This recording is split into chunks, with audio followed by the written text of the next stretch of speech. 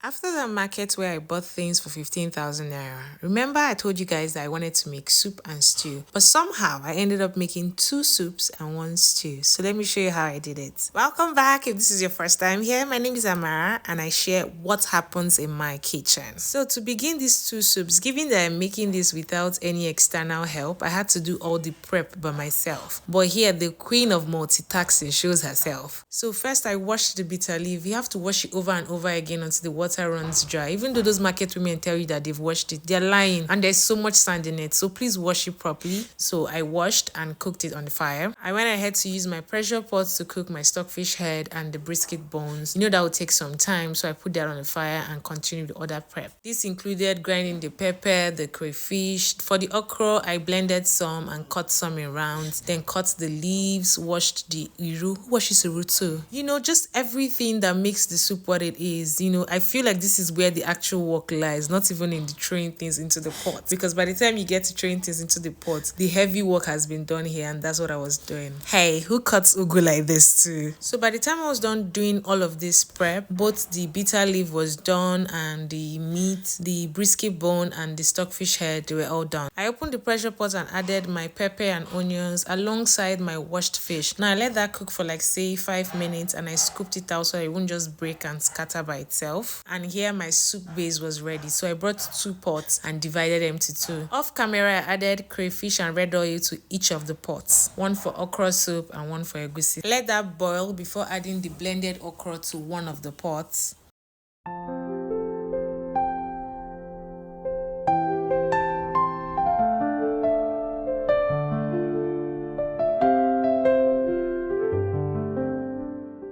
When it had thickened up nicely, I added my iru, uba, then I added uziza leaves, just a little bit. Added the cut okra, the fish that I already deboned. Then I think I finished up with ugu leaves. Now, what I do with my okra is, immediately I'm done adding the leaves, I take it off the fire and pour it out of the pot. This helps the okra and the vegetables to stay fresh. You should try this the next time you make okra soup.